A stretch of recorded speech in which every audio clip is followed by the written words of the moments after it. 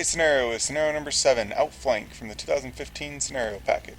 You have two 12-inch circles in the middle of the board. Either one can be controlled for one control point or dominated for two control points. There is no kill box, and the first player to 5 control points wins, or caster assassination. Hey everybody, welcome to another War Machine battle report from Lightem'up. I'm Donald. I got a battle report here between my buddies Circle Orboros and my Skorne again. This is actually the exact same table and setup as the Battle Report 16. He actually is using the same list with a caster swap for Morvhana 1 instead of Kaya 1. Other than that, I am trying to get the volumes. It was brought to my attention that the volumes were a little bit off, so I'm going to try to get those under control and let me know if it's a little bit better. So, on to the battle report.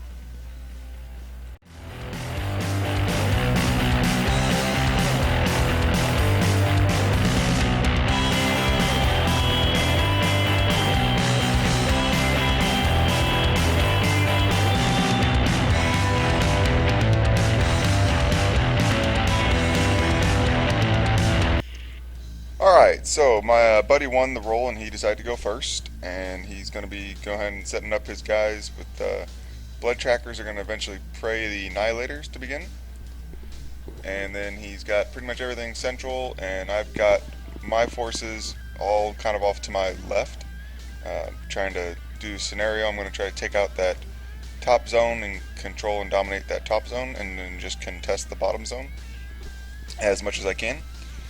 So, on to the first turn, stones are going to be shifting and the warp wolves are going to be running and then going for prowl.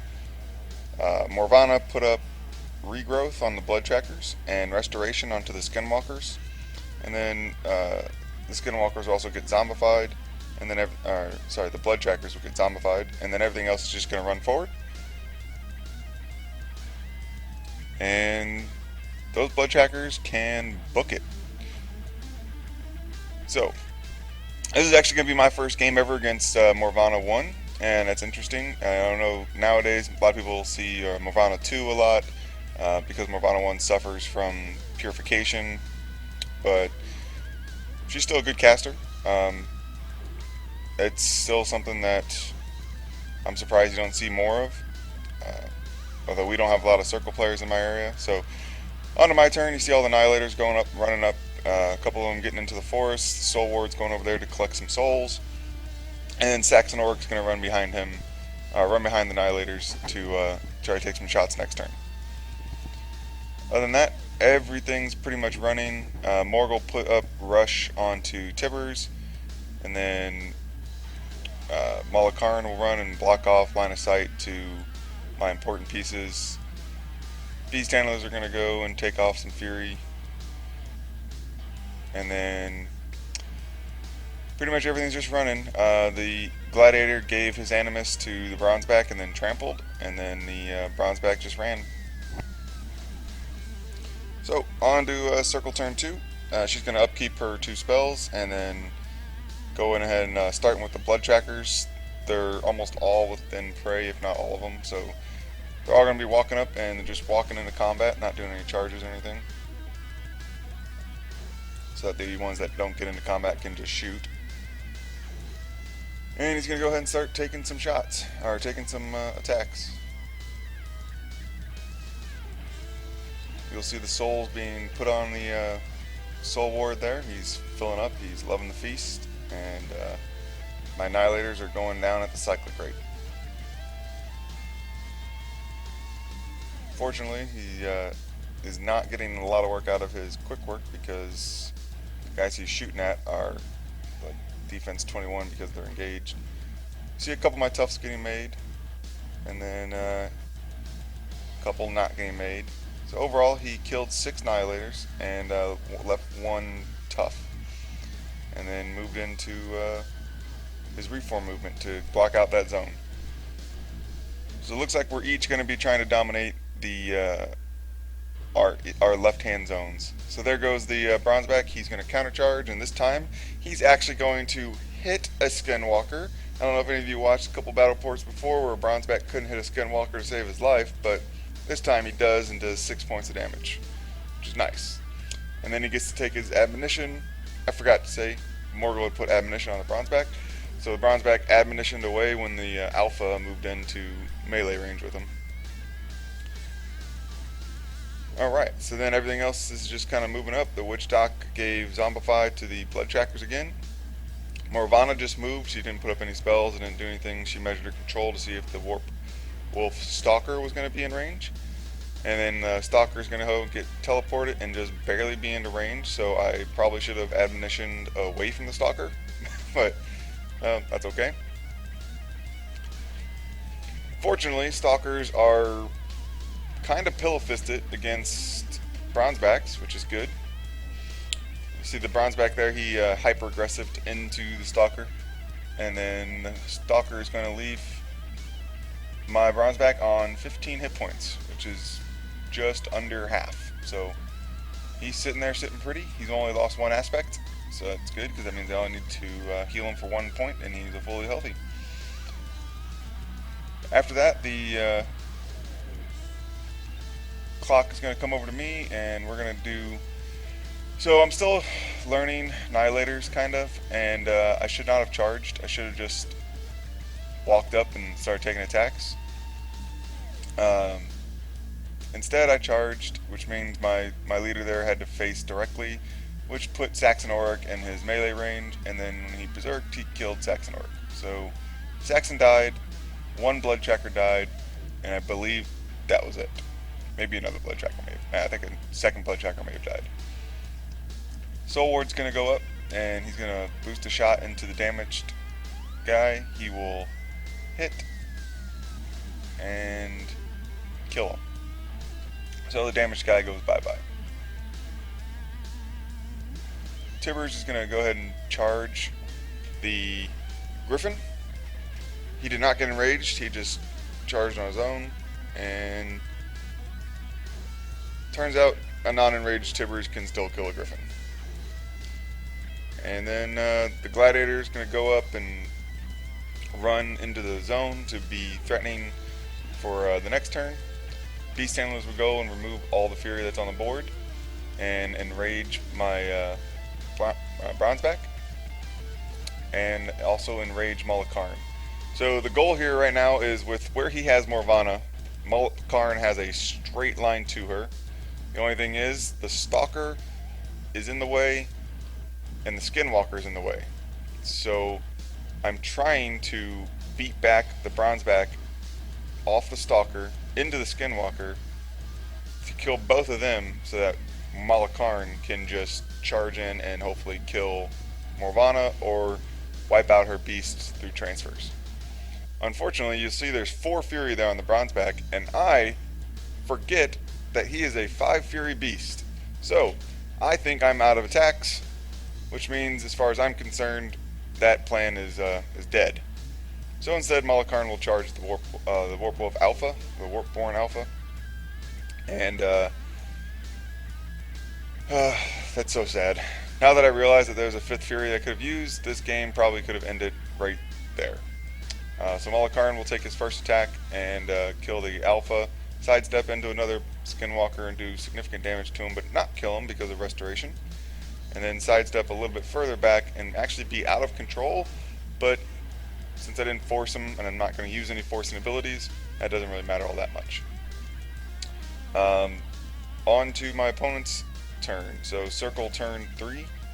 He's going to bring back the 2 Blood Trackers that he lost through Restoration, and then he's going to go into the tank for a while, thinking about how exactly he wants to do what he wants to do, while his caster sits on 2 Fury. So at this point, I'm thinking I can probably control that or dominate my zone, the top zone, the next turn. The most he can have in there is a couple stones and the Stalker, and that's not going to be too difficult. My problem is going to be contesting the bottom zone with what I have left. There's not a lot left to contest. So his Skinwalkers are going to go, and they're going to start taking attacks in the Karn. They're going to do a few points of damage, but not an awful lot. There's 3 of them, so they get 6 attacks, and then the other one will take a couple attacks on the Bronzeback and not do anything to him. And then the Blood Trackers are going to go. So a little nifty piece of tech I learned and I haven't used yet is that if you're facing a prey unit and they prey on a unit of yours, if you take one of your guys and run them into the back corner and just run them out of command and don't worry about them, they can never switch their prey. So I may or may not start using that tactic, because here he's going to go and he's going to kill all 3 of my remaining Annihilators. Then he's going to swap prey over to Karn, and then he's got 4 or 5 guys that can, I think he's got 5 guys that can shoot into Karn. It'd be a very good proposition, but because of prey, he can actually get a lot of damage done. So, his trackers there are going in there shooting. First guy does a ton of damage on his attack. Second and third and fourth guy all miss, and then the 5th and final guy manages to kill Karn. So he had 5 blood trackers and it took all 5, but he actually did no damage to his stalkers because they don't get the prey bonus against the skinwalkers. I mean skinwalkers, not stalkers. Speaking of stalkers, there goes the other stalker. He will charge into my Bronzeback and kill him on the first hit, and then sprint away. And then Morvhana gets to run into the zone, and the Witch.Croc come up and zombify, and it is going to be 2-0 circle at the end of this turn. He will be putting 2 stones and then the Stone Keeper into my zone. So 2-0 circle, and we're on to my turn. Right now I'm trying to decide. I was just checking line of sight right there with Tibbers. He's got a nice little pocket where Karn used to stand that Tibbers can go in and contest that zone, and Tibbers can be pretty hard to remove with armor 21 in the front arc. So my beast handlers are going to go. They're going to enrage Tibbers and actually manage to kill 2 blood trackers, which is nice because they need like 9s or something like that to hit. My soul ward's going to go and boost a shot into the stalker, and he missed, so that was nice. Morghoul will actually charge a stone and kill him on the charge attack, which is nice. Then he will overtake into the soul ward, and it will take 2 fury to do it, but we'll end up killing the soul ward as well, or not soul ward, Stone Keeper. I'm not a circle player. And then he will overtake back to get a little bit safe, and he did not pop his feet, I don't believe. Yeah, he did not pop his feet.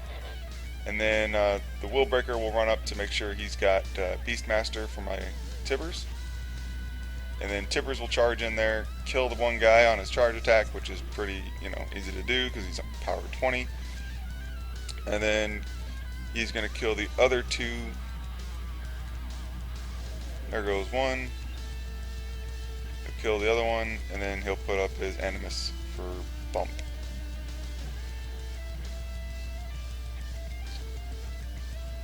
And then the Gladiator will go in and he will kill this stone contesting the other side of the zone, and I will go to 2 control points, and I'm contesting his zone. So it is now 2-2. So Morvhana goes, she brings back those 2 blood trackers that I just killed. Thank you, Morvhana.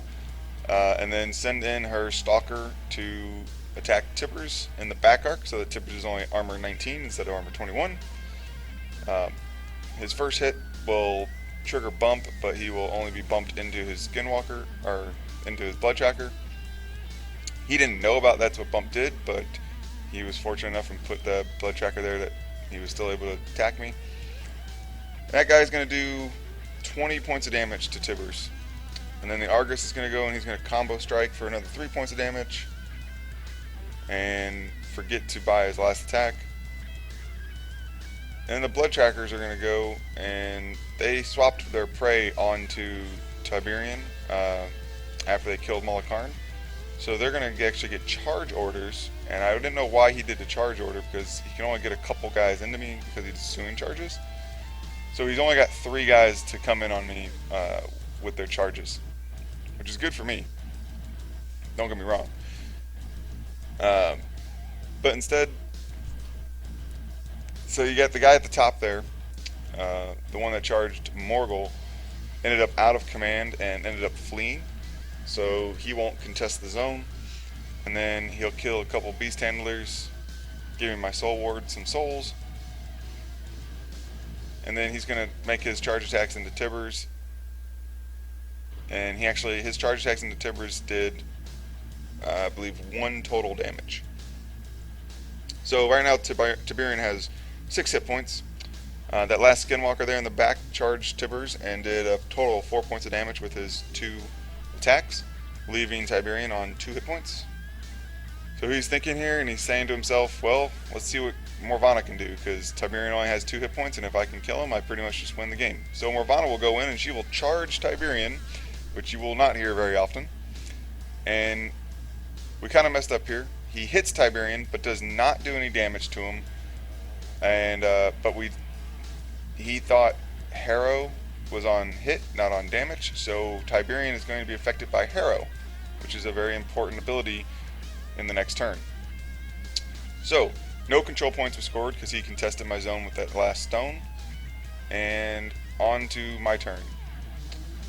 The beast handlers are going to go and kill a couple more blood trackers and heal Tiberian for one hit point, which will actually leave him, he'll need another heal, so Morghoul's going to have to go, and Morghoul's going to have to heal him in a second.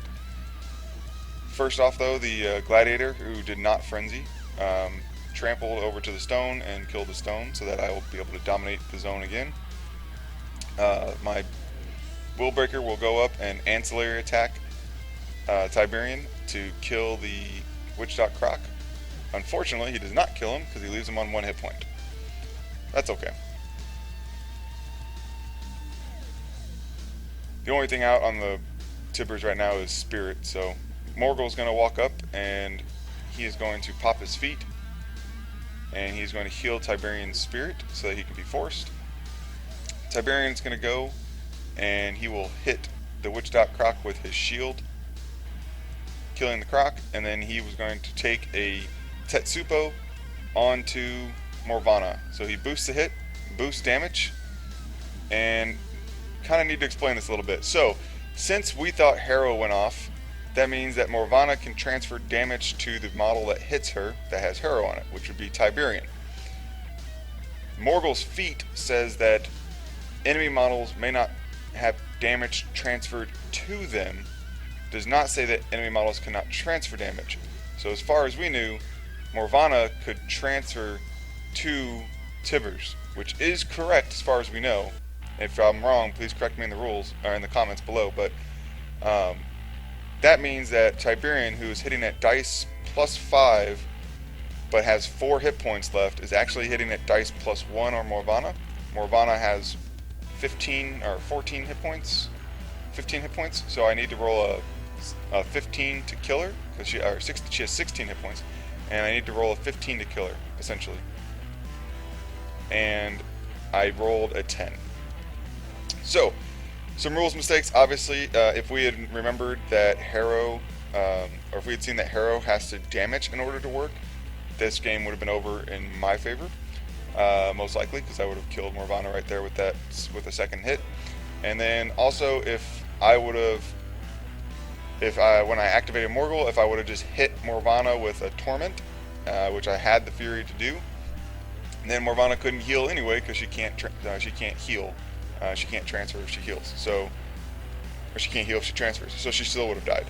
So either way, as it stood, is a Skorne loss and a Circle victory. And let me know what you guys think in the comments. Hopefully the music today was a little bit better. And I will see you all next week.